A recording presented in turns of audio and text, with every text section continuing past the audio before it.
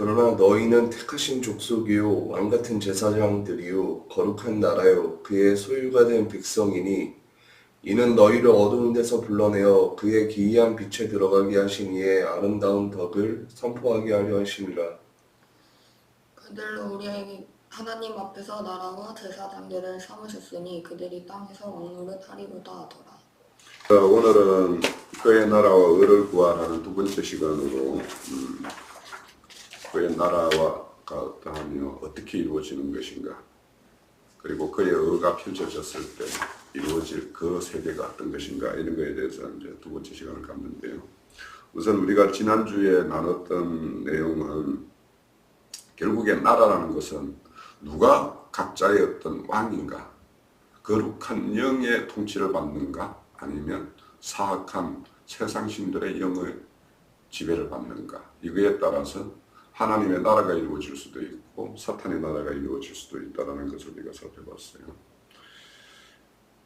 그리고 그의 의를 대해서 구하라 이렇게 하는데, 결국에는 하나님의 나라가 그의 의가 펼쳐진 세계가 하나님 나라가 되기 때문에 그의 의라는 것은 결국에는 그 의라는 개념은 항상 상호 관계성에서 이루어지는 어떤 그 상태를 말하는 거예요. 그래서 하나님과 죄인들 사이를 하나님의 의가 펼쳐지는 세계로 이렇게 전환하기 위해서는 그 죽은 자들이 산 생명의 상태가 되어서, 그래서 산 생태가 되어 하나님의 어떤 그 만족이 이루어진 상태.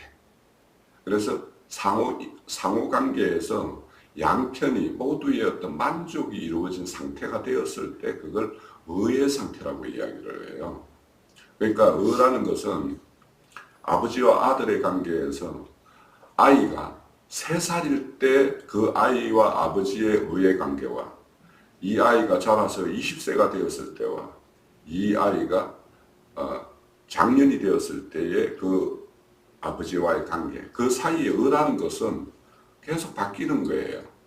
그러니까 의라는 것은 어떤 고정 개념이 아니라 그 어떤 생명의 성숙, 그거에 따라서 의의 상태, 그의 만족의 상태는 달라지는 거예요. 그래서 우리가 하나님의 어떤 말씀을 듣고 어떤 생명의 분량이 이렇게 이루어졌을 때에는 하나님과 그 생명의 분량과의 관계에 따라서 그가 취해야 될 자세와 태도, 이런 것들이 달라져야지 하나님의 어떤 의에 이룰 수가 있지. 늘 한 번 믿었으므로 그 어떤 생명이 새롭게 전환이 되었는데 그 생명이 자라지 않아. 그러면 그거는 오히려 부모의 근심거리예요. 세상에서도 똑같잖아요. 아이가 나이가 먹으면서 자라고 모든 것의 기능도 그에 따라서 다 정상적으로 이렇게 기능해야 되는데, 만약에 어떤 아이가 자라다가 뭔가에 어디에서 정체가 되어 있다라면 그것은 부모들의 어떤 근심거리가 되어버려요. 그래서 그럴 때에는 그 부모가 그 자녀를 두고 언제나 만족을 이룰 수가 없죠. 또 자녀 스스로도 부모 앞에 스스로 어떤 자녀로서의 어떤 할도리를 다하지 못하니까 부족한 부분이 있죠. 그렇게 되면 의가 이루어지는 상태가 아니고 염려와 근심이 쌓이게 돼요. 그래서 우리가 성령에 의해서 하나님의 나라가 이루어졌다면 그 성령의 온전한 인도를 받아서 그 생명이 정상적인 어떤 성숙과 자랑이 있어야지 이 의의 상태는 계속 이어질 수 있다는 것을 우리가 알 수가 있어요. 자, 그리고 그의 의의 세계는 한마디로 생명의 어떤 빛의 세계로 이렇게 묘사를 많이 해요. 그래서 그분이 빛이시고 우리가 빛 가운데로, 기이한 빛 가운데로 옮겨졌어요. 그러면 이런 서신서에 보면 너희들은 빛의 자녀라, 빛의 자녀로서 행하라, 이런 말씀이 있어요. 그래서 그 빛의 자녀로서 행한다는 것은 결국에는 그리스도의 의를 이 세상 가운데 드러냄으로 인해서 하나님의 어떠하심이 그 모든 사람들에게 이렇게 비추어서 알게 함으로 인해서 하나님 나라는 더욱 확장해 가는 거예요.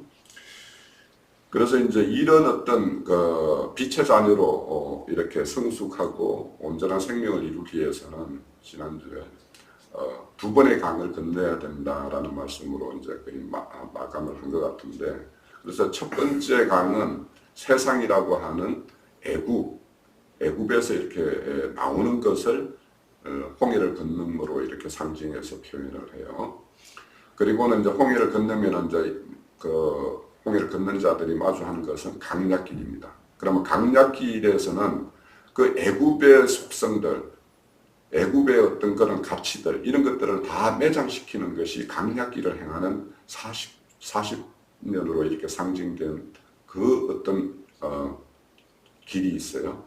그래서 그 길을 마쳐야지만이 최종적으로 이제 그 길을 행하면서 거기에서 이기는 자만이 이제 가나안 땅으로 들어가는데, 가나안 땅으로 들어가기 위해서는 요단강을 건너죠. 그래서 요단강을 건넌다는 것은 그 옛사람, 애굽의 어떤 수치들을 다 이렇게 떠나보내는 그 강약길을 상징된 종교 행습을 행하는 그런 어떤 종교계를 떠나야지만이 온전한 하나님이 약속하신 하늘의 시온산에 이르는 장자 총회교회에 이를 수 있다. 그것이 이제 이 두 번의 강을 건너야 되는데, 그 두 번의 강을 건너는 것에 대해서 여러 가지로 이제 성경에서 묘사를 하고 있어요. 그래서 그런 것들을 좀 살펴보려고 그래요. 그래서 결국에는 이 두 번의 강을 건너서 최종적인 우리의 신앙의 결과는 그 계시록 21장에 보면 하나님 나라에서 아들로 이렇게 분류되는 자가 있는가 하면 백성으로 분류되는 자가 있어요. 그래서 우리의 신앙의 표대는 최종적으로 아들로 분류가 되어서 하늘에 간직된 기업을 상속받는 자가 되는 것이 우리 신앙의 표대여야지, 오늘날 기독교계에서 말하는 것처럼 단순히 천국에만 들어가면은 거기에는 차등도 없고 어떤 것도 없는 그런 평등의 어떤 세계로만 이렇게 이해를 하고 있는데, 하나님의 세계는 정확한 심판, 평가에 따라서 그들에게 상과 벌을 주는 것이 하나님의 나라입니다. 그래서 하나님을 단순히 자비와 긍휼, 사랑, 이런 우리와 관계되는 어떤 하나님의 그 고요한 어떤 인성과 관련되는 부분만 이렇게 말씀들을 많이 하는데, 사실은 하나님은 아주 이런 피조 세계에서는 침범할 수 없는 어떤 그런 의미함이 있는 거예요. 그것이 이제 하나님의 어떤 신성이라고 하는데, 그 신성에 따른 어떤 심판이 이렇게 엄정한 어떤 판단과 어떤 심판이 따른다라는 것을 우리가 알아야지만이 우리 신앙함에 있어서 좌도우도 아닌 아주 균형 있는 그런 하나님으로 알고 우리가 그렇게 신앙을 할 수가 있는 거예요. 자, 그래서 우리가 하나님의 어떤 두 번째 강을 건너는다라는 거와 준하는 어떤 표현들로 베드로후서 1장 10절 11절에 보면 형제들아 더욱 힘써 너희 부르심과 택하심을 굳게 하라, 이렇게 말씀을 해요. 그래서 하나님은 불러요. 그러면 많은 사람들이 그 부름에 응답해서 이렇게 나온 자들이 있어요. 그 자들이 누구냐? 홍해를 건너서 강약길로 이렇게 접어든 사람이에요. 그런데 이스라엘 백성 그 600만이라는 그 많은 어떤 수들이 애굽에서 나왔지만, 그 애굽에서 나온 자들 중에서 가나안 땅으로 들어간 사람은 딱 두 사람이에요. 갈렙과 여호수아. 그럼 나머지는 뭐냐? 강약길 40년 길 동안에 다 거기서 엎드려 죽었다라는 거예요. 그러면 여기에서 무슨 뜻이냐? 부름을 받고 나왔지만 최종적으로 택함을 받아서 하나님의 나라를 이루고 그의 의를 펼치는 일로 택정함을 입는 데까지는 아주 극소수의 사람들만 그렇게 택정함까지 나아갈 수 있다라는 거예요. 그래서 우리가 하나님의 부르심은 하나씩 부르면은 부름의 이유와 목적이 있어요. 그 이유와 목적을 모르고 그냥 부르심에 나오면, 그냥 세상을 떠나서 나오면 하나님의 모든 것이 다 이루어진 것처럼 이렇게 이해하는 것은 큰 오해인 거예요. 자, 그래서 애굽의 어떤 수치, 그러니까 세상적인 모든 어떤 가치와 평가 기준 이런 것들을 다 떠나보내고 오로지 하나님의 어떤 기준과 가치 이런 걸로 온전히 새겨진 사람, 이런 사람들만이 하나님의 일꾼이요, 하나님의 어떤 군대로 이루어질 수가 있어요. 그래서 이런 사람들이 결국에는 모압 평지까지 요단강 동편 모압 평지까지 나아가게 되고 그 과정에서 많은 모압과 암몬 또 그 요단강 동편의 아몰렉 족속들 이런 족속들을 다 이기고 최종적으로는 가나안 땅까지 이렇게 진입을 하게 되는데, 자, 그래서 우리가 이런 어떤 그 택함을 받는다는 것까지 우리가 그렇게 나아가기 위해서는 거기에 합당한 것이 이제 이루어져야 되죠. 자, 그래서 우리 데살로니가 교회에 보내는 바울 사도의 어떤 편지 중에 보면 두 번째 편지예요. 데살로니가 후서에 1장에 보면 사도가 그들을 위해서 늘 기도를 한다라고 그래요. 그런데 그 기도의 내용이 뭐냐 하면 하나님이 너희를 부르심에 합당한 자로 여기게. 그러니까 부르심을 받았어요. 부르심을 받았으면 부르심에 그 합당한 자로 여김이 되는 데까지 나아가야 되는 거죠. 그래서 그렇게 하기 위해서 사도는 그 교회를 두고 이렇게 기도를 한다는 거예요. 그래서 이렇게 합당한 자를 통해서 모든 선을 이렇게 기뻐심과 믿음의 역사의 능력으로 이렇게 이룰 가는데, 이런 자들에 의해서 하나님의 이름이 영광을 받게 되고, 이런 일에 참여하는 자들은 하나님의 그 영광 가운데서 자신들의 영광도 이렇게 취하게 된다, 이렇게 말씀을 하고 있어요. 자, 그래서 이 부르심에 합당한 자, 이 합당하다라는 것은 뭔가 받을 만한 가치와 자격을 갖추고 있다라고 판단된다는 거예요. 그래서 우리가 그 사도행전 9장 15절에 보면 바울을 또 다메섹 도상에서 하나님의 기이한 빛을 통해서 그자를 그 사울일 때에 그 바울을 이렇게 거꾸로 틀어요. 그리고는 새롭게 그 빛으로 인도를 받아서 바울이 되게 해요. 그래서 바울이 되게 만든 다음에 그를 이방의 구원을 위해서 택한 나의 그릇이다, 이렇게 말을 해요. 그러니까 바울 사도를 이렇게 택한다라는 것은, 그러니까 하나님이 특별히 하나님이 바울에게 이렇게 은혜를 주어서 그가 이방인의 어떤 구원의 도구로서 이렇게 쓰임이 되는데, 이렇게 각자에게는 바울 사도에게만 이런 특별한 기이한 빛을 주느냐 하면 하나님의 부르심을 받은 자에게는 모두에게 이런 어떤 특별한 은혜를 주어서 하나님의 어떤 도구로 이렇게 쓰임이 되도록 이렇게 하나님은 인도를 해요.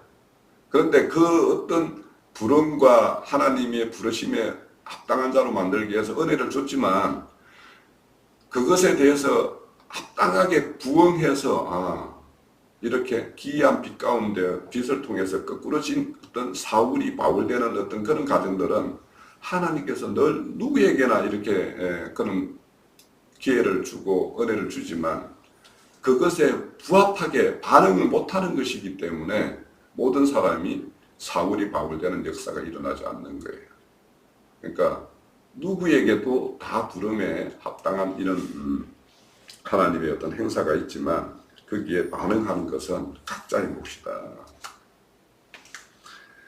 자, 그리고 계시록 17장 14절에도 보면 그 어린 양과 더불어 싸우려니와 어린 양은 만주의 주요 만왕의 왕이심으로 그들은 이기실 터요, 그렇게 말해요. 그러니까 또 그와 함께 있는 자들, 그러니까 만주의 주요 만왕의 왕이신 어린 양과 함께 있는 그 자들은 뭐라고 표현하냐면 부르심을 받고 택하심을 받은 자들이라고 이렇게 말을 해요. 그러니까 부르심과 택하심까지 나아가기 위해서는 이렇게 두 번의 어떤 강을 온전히 걷는 자만이 하늘 군대로서, 그래서 약속의 땅에 들어가서 가나안 족속과 전쟁을 치르고 그들을 물리칠 수가 있는 거예요. 자, 그런데 이제 여기에서 어린 양이 만주의 주요 만왕의 왕으로서 어떻게 이긴다는 것에 대해서 우리가 좀 이해를 가져야 돼요. 그럼 예수님이 이 땅에 오셔서 이렇게 모든 것을 이루시고 내가 세상을 이겼다라고 이렇게 선포를 했는데 그분이 겉으로 이렇게 드러나는 모습으로 보면은 결국에는 유대 종교자들에게 이렇게 붙들렸고 최종적으로는 로마 군대에 넘겨져서 십자가의 죽음으로서 마감이 됐어요. 이 땅에서는. 그런데 이기고 다 이루었다라고 말씀을 해요. 그럼 겉으로 드러나는 것은 완벽한 패배자예요. 십자가에서 제1으로 죽는 모습이에요. 그런데 그러면 왜 이런 모습을 하나님은 이기셨다. 예수님은 내가 이겼다라고 선포하느냐. 그는 자기 자신을 들여서 하나님의 약속을 성취했어요. 그러니까 그 약속을 성취하는데 자기를 온전히 들임이 되었기 때문에 그분은 스스로 이겼다라고 이야기를 해요. 그리고 그분이 겟세마네 기도를 할 때 땀이 핏방울 되도록 기도하는 어떤 장면이 있어요. 그럼 예수님이 그때 그 기도하는 걸 보면 이 잔을 물릴 수만 있으면 물려주십시오라고 이렇게 기도를 했지만 최종적으로는 내 뜻대로 마시고 아버지 뜻대로 하옵소서 이렇게 기도를 마감을 해요. 그러니까 예수님은 철저하게 예수님 안에는 참 사람으로서 우리의 육체의 연약함을 잊고 이 땅에 오셨어요. 그래서 예수님도 이 육신의 장막을 벗는 그런 것은 두려움이었어요. 그런데 그 두려움을 뭘로 이겼느냐? 하나님에 대한 믿음과 하나님의 약속 성취에 대한 그 충성심, 아버지에 대한 어떤 온전한 충성심 이런 것들로 이겼어요. 그러니까 우리도 육신의 어떤 덜해짐이라는 것을 나는 여전히 이렇게 우리의 어떤 선진들처럼 육신을 이렇게 온전히 순교의 어떤 장으로 이렇게 들여지는 것에 대해서 나는 두려운데라고 말씀할 거예요. 다 두려워요. 만약에 죽음이 두렵지 않다라면 그 사람은 하나님에 의해서 살 길이 열렸다라는 것에 대한 은혜의 감동도 그만큼 적은 거예요. 두려운 거예요. 두렵지만 그것을 예수님이 하나님에 대한 어떤 믿음과 하나님의 약속의 어떤 성취에 대한 어떤 그 결과물에 대해서 그것이 더 큰 영광이기 때문에 그것을 바라보고 현재의 어떤 죽음에 대한 두려움을 이겼던 거예요. 우리도 그렇게 이겨야 되는 거예요. 그래서 육신의 어떤 덜해짐에 대해서 나는 뭐 전혀 개의치 않아 이런 것들이 정말 진정 하나님의 어떤 은혜를 받은 자로서의 이렇게 나오는 어떤 것인가 아니면 그냥 번지르한 말인가 우리는 그런 것들을 생각해 봐야 돼요. 그 두려움을 뭘로 이길 것인가? 나는 그 두려움을 하나님에 대한 믿음과 내가 드려짐으로 인해서 더 많은 사람들이 하나님께로 인도된다라는 그 가치에 대한 어떤 그 가치 매김이 후자이기 때문에 나는 내 스스로를 이렇게 드릴 수 있는 그런 믿음 이런 거에 대해서 우리가 냉정하게 생각을 해야 돼요. 자, 그래서 결국에는 이렇게 이기는 자가 되기 위해서는 두 번의 강을 건너는 이런 어떤 부름에 합당한 자라고 되고 그래서 그분에 의해서 풍성한 생명을 이렇게 공급받았을 때 그 생명이라는 것은 불멸의 생명이다라는 것을 알았을 때 우리가 이 육신의 잠시 잠깐의 어떤 이루어지는 이 생명을 드릴 수가 있어요. 그러니까 육신의 생명은 잠시 잠깐이고 하나님에 의해서 주어진 새 생명은 이거는 영원 무궁한 생명이다라는 것을 우리가 알았을 때 우리가 드려질 수가 있어요. 그러니까 육신의 장막의 육신이라는 것을 한번 다시 생각을 해보면 우리가 성경에 대해서 크게 오해하는 것이 에녹은 죽음을 보지 않고 하나님께 데려감을 받았다라는 말과 엘리야도 죽음을 보지 않고 뭐 이렇게 데려감을 받았다. 그거는 문자에게 포로된 자예요. 이 세상에 피조물로 난 자 중에서 하나님께 데려감을 받은 자 중에서 이 육신의 죽음을 맞지 않고 육신의 장막을 벗지 않고 하나님께 데려감을 받은 자는 아무것도 없어요. 그러니까 에녹과 엘리야 같은 경우에도 다 육신의 장막은 다 벗고 간 거예요. 그런데 그게 죽지 않고 죽음을 보지 않았다는 것은 그 속사람인 영과 혼의 생명, 속생명이 그런 죽음을 보지 않고 이렇게 하나님의 데려감을 받았다라는 뜻이지. 그래서 우리가 오늘날 그 육신의 장막을 벗지 않고 온전히 휴거되는 어떤 이런 것들을 이렇게 바라보는 신앙들이 얼마나 허구한가를 한번 보면은 이 땅에서 자신들도 자기와 똑같은 신앙생활을 하다가 그분들이 마지막은 결국에는 육신의 장막을 벗는 걸로 다 가서 우리가 장례를 치르고 뭐 한 것들 다 보면서도 자신은 죽지 않고 그런 것이 이루어질 거라고 믿는 이런 허무맹랑한 것들이 있을 수가 있어요. 하나님은 영이세요. 육은 무익하다고 그랬어요. 하나님의 혈육은 하늘나라에 참여할 수도 없고 하늘의 기업도 받을 수가 없어요.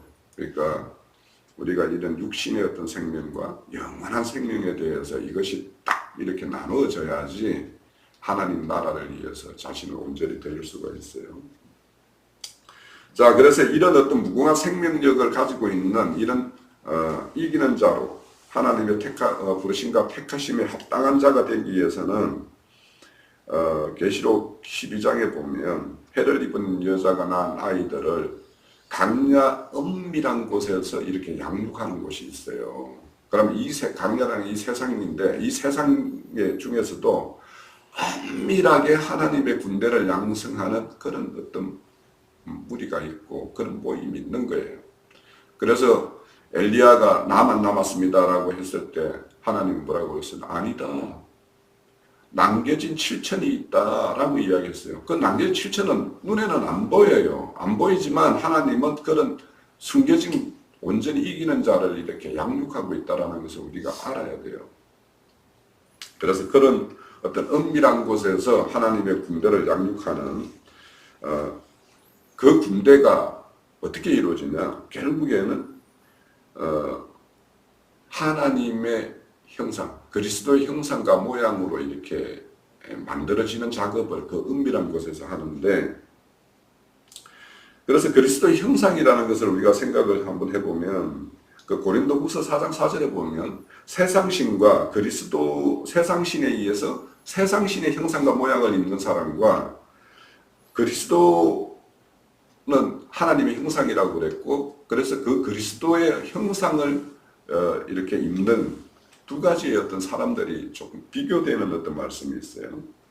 그러면 예수님이 이 땅에 오셨을 때 예수님의 모습에서 우리가 하나님의 형상과 모양을 이렇게 조명해 볼 수 있는데, 하나님의 형상과 모양이라는 것을 어떤 하나님도 우리와 같이 눈, 코, 귀, 눈이 두 개, 코가 하나, 입이 하나, 귀가 둘, 이런 이거를 사람이라고 하느냐?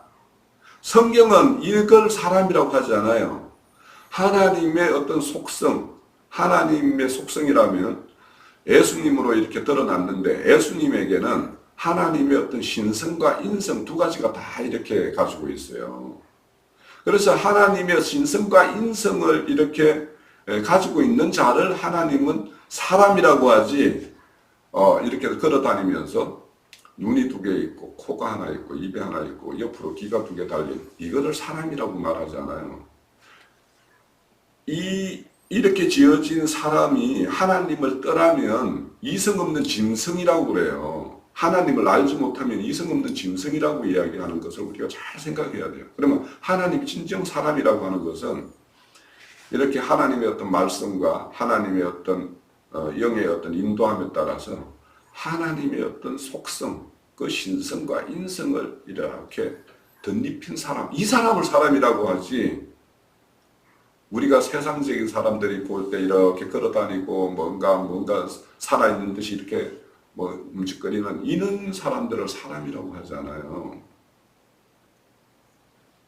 냉정한 입장에서 사람이라고 하지 않는다라는 뜻이에요.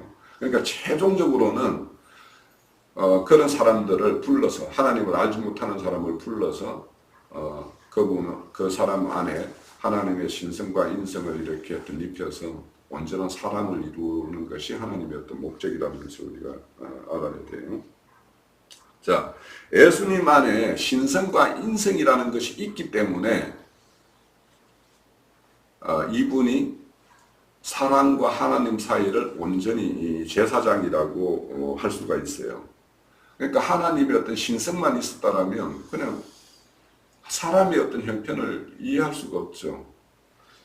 그래서 우리가 이렇게 하나님의 아들, 히브리서에 보면 모든 마지막 날에는 아들로 이렇게 우리에게 말씀하셨다고 그랬는데, 아들을 드러내어서 하나님의 형상과 모양을 온전히 이룬 그 아들 예수를 보내어서 우리에게 말씀을 하셨어요. 그러니까 하나님을 드러내고 하나님의 말씀을 대언하려면 이렇게 아들들로 이렇게 되어야지만이 하나님의 온전한 그의 어떤 성품을 이렇게 드러내고, 그래서 그의 어떤 의를 이렇게 펼칠 수가 있는 거예요. 그러니까 우리가 하나님 나라를 구하라 하는 것은 하나님 나라가 어떠함인지를 어떤 사람을 통해서 드러내야 되는데, 그게 첫 번째 드러낸 것이 예수님이 이 땅에 오셔서 마다들로 이렇게 행하셨고, 그 에베소서 1장 7페이지에 보면 1장 5절에 보면 그 기쁘신 뜻대로 우리를 예정하사 예수 그리스도로 말미암아 자기 아들들 되게 하셨다, 이렇게 말씀을 해요. 그러니까 사도가 스스로가 자기가 하나님의 아들들이 되었다라고 말씀을 하고 있고, 하나님은 그리스도 예수 안에서 많은 사람들을 불러서 아들들 되게 하는 것이 이 목적이에요.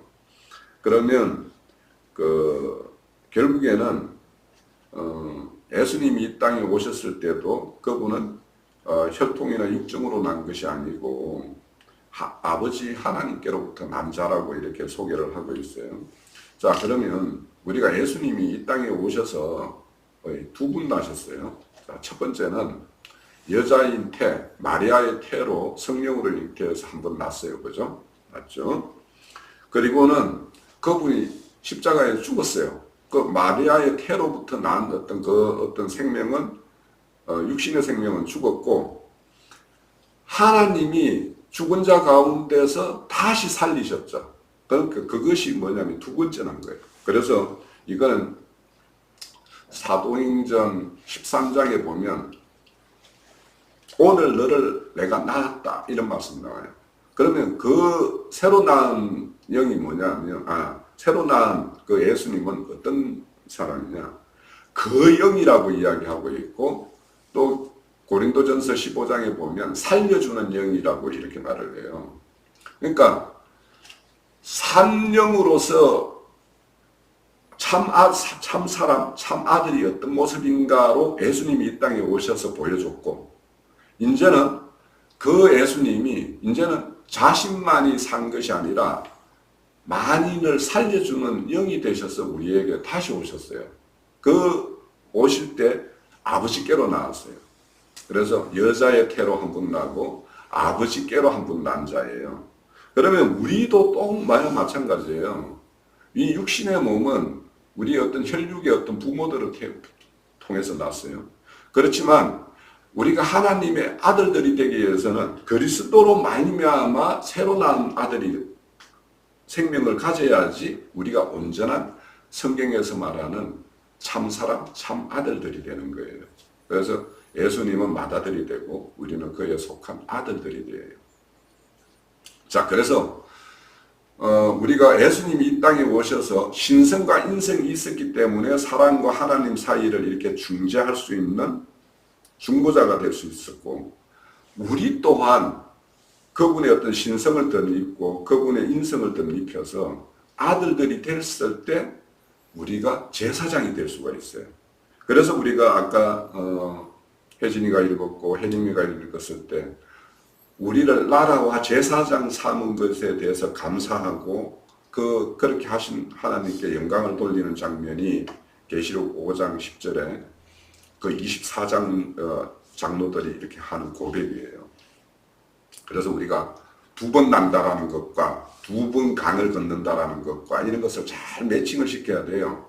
그래서 우리가 그 요한복음 3장에 보면 거듭남에 대해서 이렇게 말씀을 하는데, 이 거듭남이라는 것은 2번 난다라는 뜻도 있지만, 그러니까 다시 난다라는 뜻도 있지만 B로부터 난다라는 뜻도 있는 거예요. 그 말 뜻에. 그래서 우리는 처음에는 혈육으로 날 때는 땅에서 났어요. 아래에서 났어요. 났지만 그 영을 받아서 새롭게 새 사람이 되는 것은 위로부터 난 거예요. 위로부터 온 그 영을 우리가 영접함으로 인해서 새 생명이 되고, 그래서 우리 그 고린도 교회에 보내는 편지 중에 보면 너희들이 그리스도 안에서 새 피조물이라고 이야기해요. 그러니까 우리는 그리스도에 의해서 새로 났고 그리스도 안에서 새롭게 그분의 어떤 형상과 모양을 덧입고 있어요. 그것이 신앙생활이에요. 그래서 우리는 날로 새로워져야 된다는 것은 날로 그분의 어떤 신성과 인성에 의해서 우리는 새 사람으로 이렇게 생육 번성을 이루어야 돼요. 각자가 이루어져야 되고, 그 각자를 통해서 또 다른 사람들이 이렇게 생육 번성을 이루도록 이렇게 하는 것이 제사장이에요. 제사장이라는 것은 하나님과 사람 사이에 이렇게 멀어져 있는 그 어떤 장벽들을 중간에서 매개체가 되어가지고 이렇게 연결시키는 역할을 하는 것이 제사장이에요. 그래서 우리가 그런 어떤 제사장의 어떤 직분을 다하기 위해서는 이런 신앙이 단순히 계시록 아까 21장에 보면 그 신앙의 결과물이 백성이 되느냐 아들이 되느냐라고 이렇게 나눠진다고 그랬는데, 우리는 이렇게 그리스도 안에서 온전한 아들들이 되는 이 신앙이 우리의 신앙의 표대여야지, 일반 기독교계에서 말하는 나는 천국에 들어가기만 하면 돼 하는 그런 천국은 없다니까요. 그러니까 들어가는 것이 아니라 현재 우리 안에 그 성령이 임해서 우리를 통치하고 그의 나라로 삼고 다스리고 있어야 되고, 이런 각자가 모여서 교회를 이루어야 되고, 교회를 통해서 하나님은 자신의 어떤 의를 세상 만방에 드러낸다고. 그래서 그 교회를 산 위의 동네 이렇게도 표현을 해요. 그래서 거기는 세상의 이야기가 통용되는 것이 아니라 하늘의 이야기. 그래서 거기에는 하늘의 언어로 이렇게 이야기가 되어지죠. 그래서 우리가 뭐 이런 세속교회에서 보면은 방언을 한다, 뭐 한다 이랬었는데, 그것은 믿지 않는 자를 위해서 주어진 이렇게 표적이고, 새 방언, 온전한 방언은 이렇게 하늘 동네, 그러니까 산 동네의 이야기를 서로 주고받을 때 이것이 온전한 방언이지. 그러니까 우리가 이렇게 나누는 이야기는 세상 사람들은 관심도 없고 뭔 말을 하는지 알아듣지도 못해요. 그런데 우리는 지금 산 위의 동네 이야기를 서로 이야기하고 듣고 있고 이렇게 공감도 하고 그에 대해서 궁금증도 가지게 되고 이런 거예요. 그러니까 세계가 얼마나 다른가 하는 것을 우리가 알 수가 있어요. 자, 그분이 이제 히브리서 5장에 중요한 말씀이 나오는데, 그거는 아들이면서도 이 땅에 오셔서 고난을 통해서 순종을 받았다, 순종함을 배웠다 이렇게 말을 해요. 그럼 우리도 똑같은 거예요. 우리도 그의 아들들이 되기 위해서는 고난을 통해서 순종함을 받아야 돼요. 배워야 돼요. 그래서 고난이 유익이다라는 말이 이렇게 나오는데, 사실은 그 고난이 하나님 가운데서 받는 고난이라면 유익해요.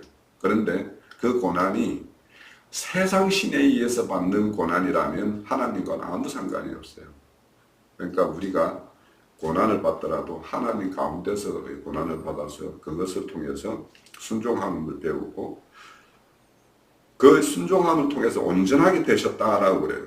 그래서 그가 온전하게 됨으로 인해서 모든 자의 영원한 구원의 근원이 되셨다 그러는데, 우리도 그의 순종함을 배워서 온전함을 이룬 만큼 주님이 이 땅에 오셔서 이룬 그 구원의 길을 그만큼 소개할 수 있고 그만큼의 어떤 지경을 이렇게 넓힐 수가 있어요. 그래서 그분이 이제 순종함을 배워서 온전함을 이루어서 멜기세덱의 반차에 따른 제사장이 되었다고 그러는데, 우리도 똑같이 이런 어떤 고난을 통해서 순종을 배워서 생명의 온전함, 그러니까 아는 것과 믿는 것이 온전하게 되었을 때 이제 생명의 분량을 이렇게 말할 수 있는데, 그렇게 됐을 때 멜기세덱의 반차에 따른 우리는 제사장이 될 수가 있어요. 그분은 대제사장이고 우리는 그에 속한 제사장이에요. 그래서 그분의 생명을 분배하는 우리가 통로가 될 수가 있는 거예요. 그래서 우리가 교회에 보면 뼈대를 이야기하고 또 그 교회는 뼈와 살로 이렇게 이루어졌다고 그래요. 그러면 뼈대를 이루는 것은 이렇게 말씀의 어떤 증거를 이루는 이런 장로, 형제들이 이제 뼈대라면, 형제 자매님들이 이제 이렇게 살로서 이렇게 작동이 되었을 때 그게 온전한 어떤 교회가 사람의 어떤 유기체처럼 이렇게 작동이 되는 거예요.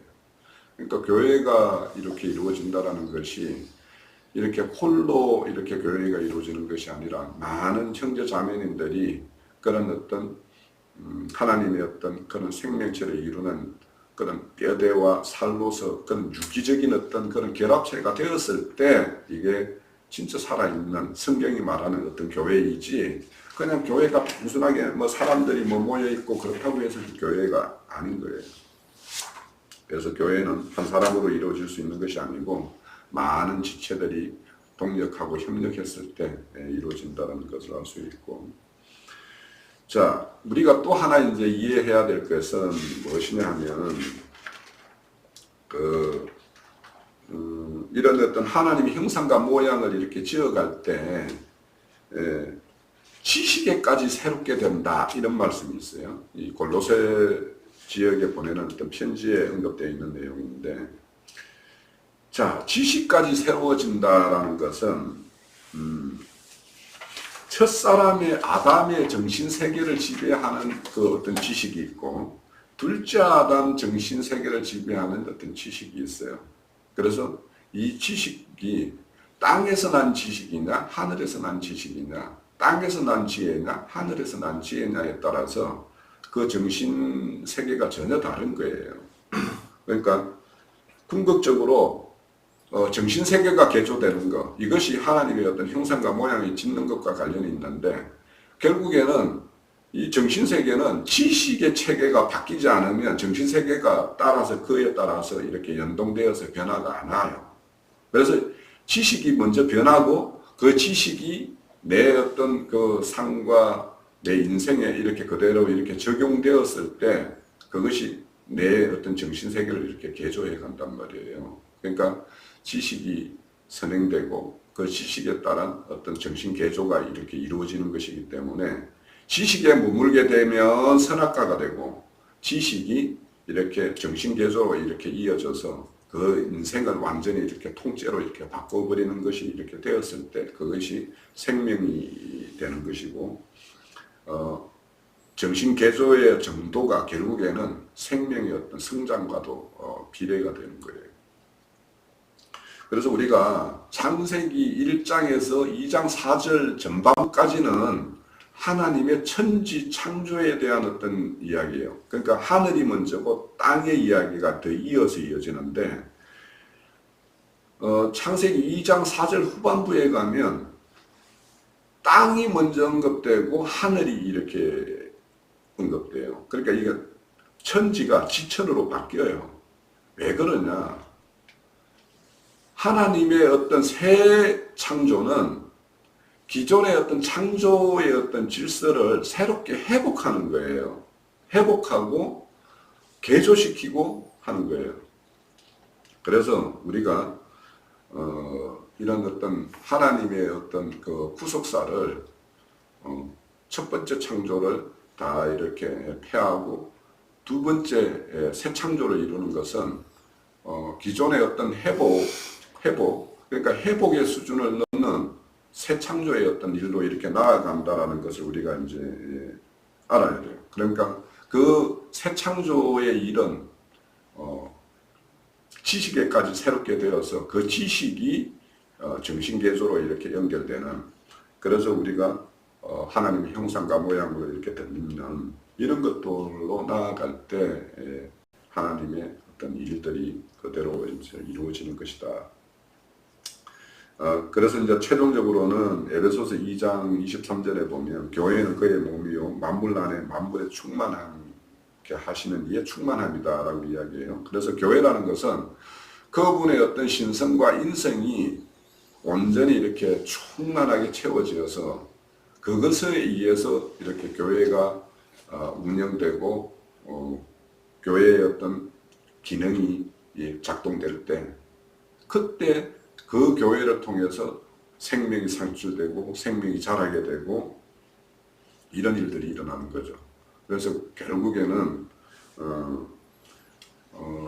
우리가 율법에 대비해서 복음이라는 말을 많이 하는데, 이 복음은 결국에는 그리스도의 어떤 신성과 인성이 온전히 이렇게 다 이렇게 압축되어 있는 것이 복음이기 때문에 복음이라는 것을 단순하게 말할 수가 없어요. 그러니까 율법과 대조해서 그냥 단순하게 복음, 뭐 기쁜 소식 이런 말로 이렇게 대별을 한다는 것은 복음에 담겨져 있는 그 세밀한 내용들을 우리가 모를 때 그냥 그렇게 복음이라고 그냥 단순히 퉁칠 수 있지, 실질적으로는 복음은 하나님의 어떤 영광의 강체가 완전히 이렇게 들어있는 것이 이제 복음이다라는 것을 우리가 알 수 있어요. 그래서 이 복음이 세상에 드러날 때에는 하나님에 대한 어떤 말할 수 없는 어떤 경외심과 그에 대한 어떤 그분의 어떤 이 땅에 와서 보여주신 그 인생에 의한 사랑의 어떤 실천, 이런 것들이 온전히 이렇게 어우러졌을 때 이렇게 복음이라고 할 수 있기 때문에 교회는 이런 복음의 강체가 완전히 이렇게 채워져 있는 그런 것이 되었을 때 그리스도의 몸된 교회라고 할 수 있어요. 자, 좀 뛰어넘고요. 자, 최종적으로 이제 우리가 시작할 때 읽었던 베드로전서 2장 9절에 보면 너희는 택한 신족속이요 왕 같은 제사장이요 거룩한 나라요, 뭐 이렇게 말씀이 쭉 이어져요. 자, 그래서 이렇게 그의 어떤 거룩한 나라와 그의 어떤 소유된 백성, 또 우리는 최종적으로 백성이 아닌 아들들이 되는 어떤 그런 신앙의 어떤 표대를 세우고 이렇게 신앙을 하는데, 자, 이 택하신 족속이요라고 할 때, 그러니까 부르심이 있었고 부르심에 합당한 자가 되어야 하고, 그랬을 때 택함을 받게 되고, 그러면 택함을 받은 자는 뭐냐? 거룩한 하나님의 나라가 이루어지고 그가 제사장으로서 역할을 하게 된다라는 거예요. 그러니까 제사장이라는 것은 뭐라고 그랬어요? 우리가 하나님과 사람 사이를 중재하는 중재자의 어떤 역할을 하는 것이 제사장이라고 이야기했어요. 그러면 이런 제사장의 일을 다 하기 위해서는 그만한 하나님의 어떤 신성과 인성으로 상징된 하나님의 형상과 모양으로 이렇게 조성되어야지만 이 일을 할 수 있다라는 거예요. 그래서 우리가 이런 차원에서 제사장이라는 것이 어떤 직임인지를 우리가 분명히 알아야 되고, 이 직을 행했을 때 나중에 아들들로 이기는 자로 이렇게 분류될 수 있다는 것을 우리가 알 수가 있어요. 자, 계시록 5장 10절에 보면 그들로 우리 하나님 앞에서 나라와 제사장을 삼으셨으니 그들이 땅에서 왕노릇 하리로다 하더라. 그럼 24장로들이 이런 어떤 하나님 어린 양 앞에서의 이런 어떤 고백을 하는 것인데, 24장로는 하나님의 온전한 통치를 받은 참 사람이에요. 안전한 사람이에요. 그러니까 고난을 통해서 순종함을 배웠고 온전함을 이룬 자들의 어떤 대표가 24장로인데, 24장로는 구약의 12지파가 있었죠. 이스라엘 12지파가 있었고, 또 예수님이 이 땅에 오셔서 12제자를 삼으셨어요. 그래서 이들을 통합해서 24장로로 이렇게 대표되어 있어요. 그러니까 하나님의 구원을 받은 자 중에서 온전한 나라와 제사장 일을 다 한 그 사람들을 24장로로 이렇게 대표해서 말씀을 하는데, 이 사람들은 하나님 말씀에 이렇게 온전한 복종을 이룬 사람이고, 또 아들로서 죄인들을 하나님께 인도하는 하묵의 직분을 온전히 수행한 자예요.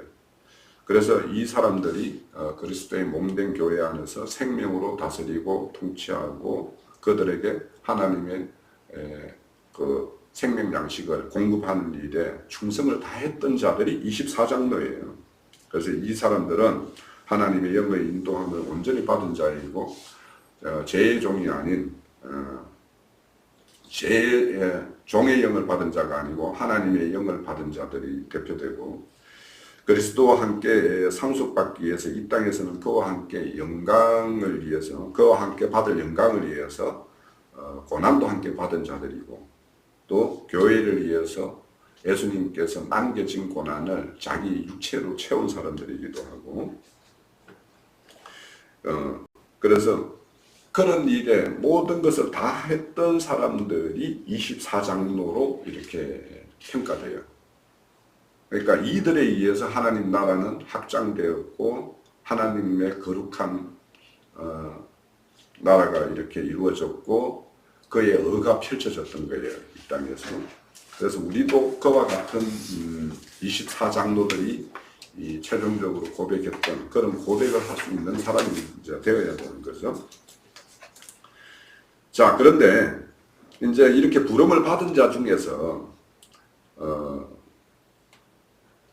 그의 나라에서 모든 것을 넘어지게 하는 일도 하는 자가 있고 불법을 행하는 자들도 있다라고 말을 해요. 그래서 그런 어떤 그 나라를 넘어지게 하고 불법을 행하는 자들이 진짜 자신이 행하는 것이 그 나라를 넘어지게 하고 불법을 행하는 걸로 알고 행하는 자들도 있을 것이고 모르고 행하는 자도 있을 거예요. 그래서 이게 하나님의 어떤 뜻을 아는 것이 얼마나 중요한가. 그러니까 자신들이 하나님에게 전신을 다해서 충성했다고 한 것이 하나님을 오히려 욕되게 하고 하나님에 속한 사람들을 박해했던 사람이 누구냐 하면 바울 사도가 사울이었을 때 했던 일이 그거예요. 그러니까 사울도 하나님에게 뭔가 자신을 온전히 다들여서 행하겠다고 행한 것이 오히려 예수님을 박해하고 모든 사람 하나님 있는 나라를 넘어뜨리게 하는 일을 행한 사람이에요. 그래서 우리가 여기에서 참 중요해요. 하나님 뜻이 어디에 있는가, 어떻게 그 뜻이 펼쳐지는가. 그래서 우리가 하나님이 아는 일에 대해서도 또 그를 믿고 행하는 것에 대해서도 우리가 균형감이 있어야지 그냥 믿기만 하면 된다라고 하는 어떤 그 신앙도 문제가 있고 또 알기만 하는 어떤 지식에 이렇게 치우쳐 있는 이것도 큰 문제가 돼요. 자, 그에 반해서 그러면 이런 어떤 불법을 행하는 자, 하나님 나라를 넘어지게 하는 자에 대해서는 그들을 거두어서 풀무불에 던져버리겠다라고 이야기했어요. 불심판을 당하게 된다는 거죠. 그러나 그에 대해서 의인들은 그에 비해서 의인들, 그러니까 하나님의 의를 펼치고 하나님 나라의 확장을 위해서 자신의 모든 것을 이렇게 드려진 믿음으로 행한 자들을 의인이라고 하는데, 이런 자들은 아버지 나라에서 해와 같이 빛날 것이다 라고 말을 해요. 그 다니엘서 12장에 보면 티끌 중에 자는 자들 중에서 깨어나서 영생을 받을 자가 있는가 하면 수치를 당하여 영원히 부끄러움을 당할 자도 있다라고 말을 해요. 자, 그래서 또 거기에 보면 지혜 있는 자는 생명의 풍성함을 이룬 자를 지혜 있는 자라고 이야기할 수 있어요. 그래서 구약의 어떤 지혜와 신약에서의 어떤 생명이라는 것을 이렇게 거의 동의어 의미로 이렇게 이해해도 좋을 정도로 구약에서는 이 지혜를 이렇게 말씀을 하는데, 지혜 있는 자는 궁창의 빛과 같이 빛날 것이라고 했고, 또 많은 사람들을 옳은 길로 인도한 자들은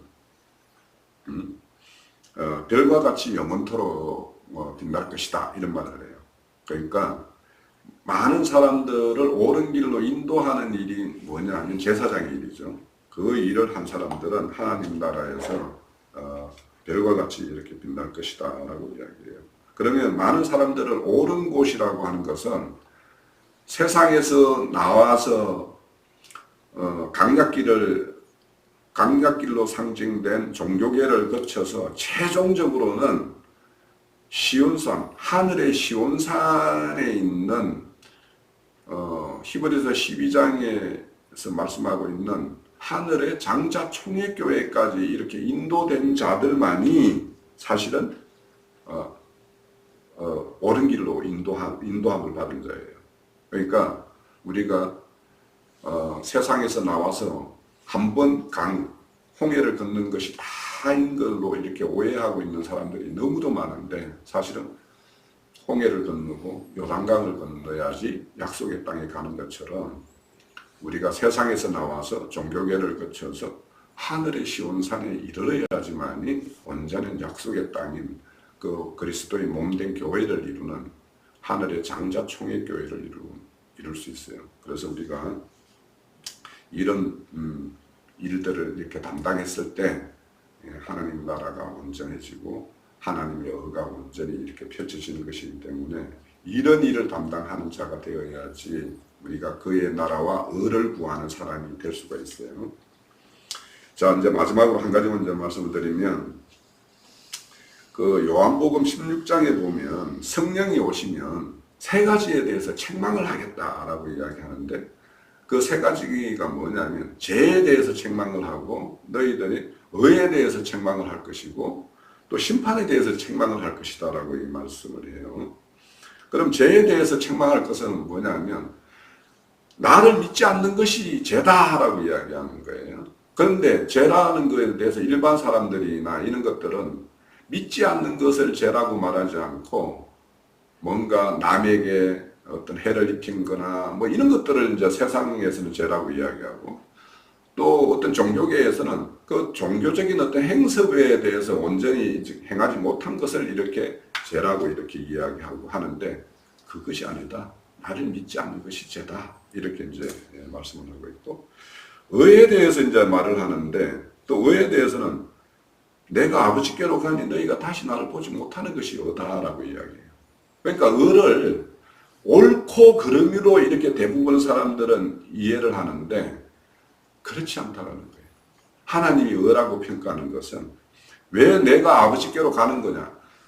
예수님은 이 땅에 올 때 아버지께로 보냄을 받아서 이 땅에 왔어요. 그러면 보냄을 받았다라는 것은 너 거기 가가지고 특별히 뭔가 할 일이 있어 라는 특별한 임무를 주어졌다고. 그러면 임무를 다 완전히 마쳤어요. 그 임무를 다 하지 못했으면 하나님이 보내신 하나님이 만족하지 못하겠죠. 그런데 그 온전한 임무를 다 마쳤기 때문에 하나님도 만족하고 예수님도 만족한 상태가 되어서 다 행했기 때문에, 그리고는 온 곳으로 다시 가는 거예요. 하늘에서 왔으니 하늘로 가는 거고 아버지께로 왔으니 아버지께로 가는 거예요. 이것이 의라는 거예요. 그러면 우리가 혈육의 몸으로 땅에서 났지만 우리 속사람은 하늘에서부터 났죠. 그러면 하늘에서 생명을 냈고 그를 자라게 했고 생명을 풍성을 이루게 했어. 그럼 생명을 풍성하게 이루은 목적이 있단 말이에요.